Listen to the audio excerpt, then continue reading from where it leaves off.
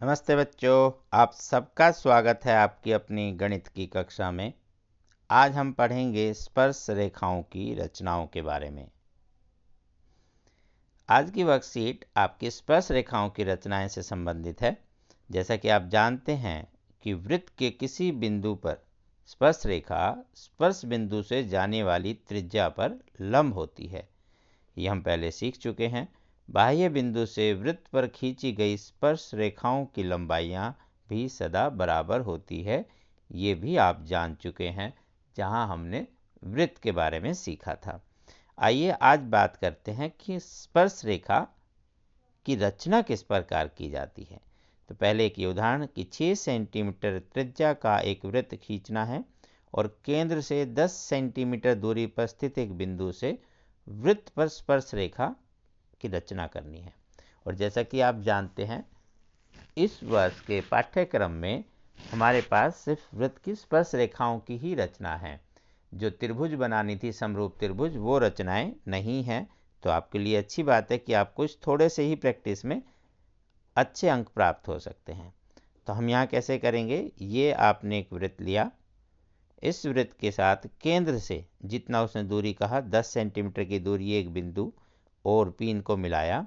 जब भी ये मिलाया जाएगा, इसके बाद आप इसका मध्य बिंदु ज्ञात करेंगे, यानी कि भुजा का लंब समद्वि भाजक खींचेंगे। कैसे करते हैं आपको याद होगा। इस बिंदु पर प्रकार रखें, यहाँ पर एक चाप, एक यहाँ पर चाप, फिर यहाँ बिंदु पर प्रकार रखेंगे और खोलकर यहाँ चाप, उतना ही खुले रखेंगे, यहाँ चाप। इन दोनों को मिलाएंगे तो ये मध्य बिंदु होगा और पी का। अब एम को केंद्र मानकर और पी एम को त्रिज्या मानकर, या कहें कि ओ एम को त्रिज्या मानकर, ये एक वृत्त हम खींचते हैं। पूरा वृत्त ना भी खींचें, ना भी रचना करें, तो ये देखना है कि ये इस वृत्त को कहाँ पर प्रतिच्छेद करेगा। तो ये बिंदु ए और ये बिंदु बी, बस पी ए और पी बी को मिलाएंगे तो ये आपकी स्पर्श रेखा होगी।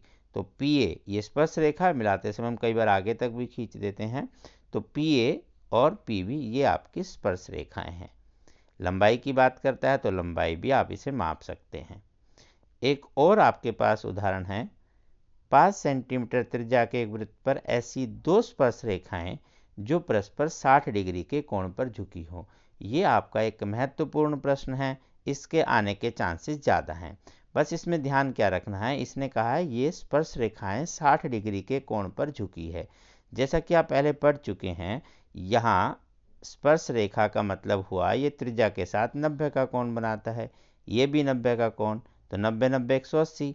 अगर हम रफ पिक्चर बनाएं, ये 60 का होगा तो ये 120 का होना चाहिए, क्योंकि इन दोनों कोणों का योगफल 180 डिग्री होता है।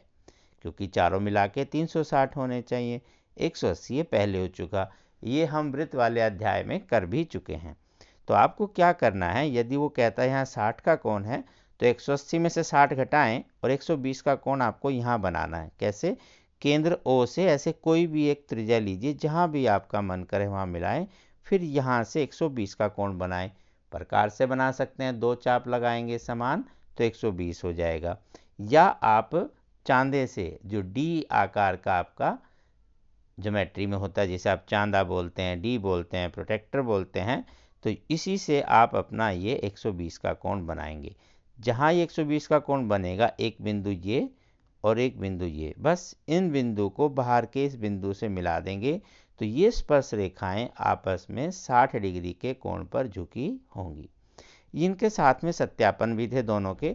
आपको परीक्षा में सत्यापन नहीं करना, यह भी आपके समझाने के लिए लिखा हुआ है कि ये क्यों होता है। वो आपको बता ही दिया कि चारों कोणों का योगफल 360 होने के कारण हम यहाँ 120 लेते हैं।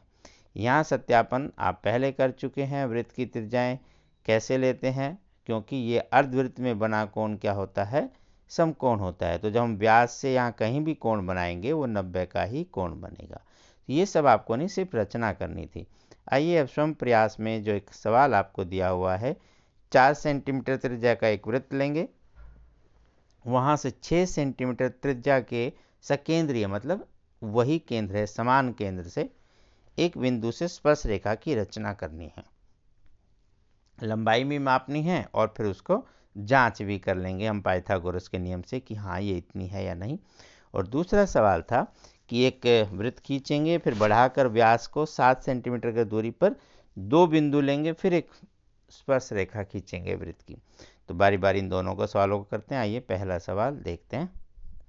ये आपने एक वृत्त लिया, ये इसका केंद्र, सकेंद्र का मतलब इसी केंद्र से, यही केंद्र से एक और वृत्त लेना है जिसकी त्रिज्या, ये तो 4 है, उसकी लेनी है 6 सेंटीमीटर, तो इससे थोड़ा सा बड़ा होगा, और इस तरह से एक वृत्त यहाँ पर आप खींच देंगे। अब इन वृत्त के बाद इस बड़े वाले वृत्त पर कहीं भी कोई बिंदु आपको लेना है, यहाँ यहाँ कहीं भी ले सकते हैं जहाँ आपका मन करे। हमने यहाँ ले लिया।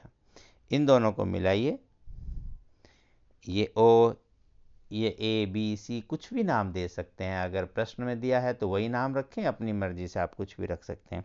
तो हमारे पास स्पर्श रेखाएं खींचने का एक ही साधन है कि हम इन दोनों को मिलाते हैं, फिर इसका क्या करते हैं, लंब समद्विभाजक।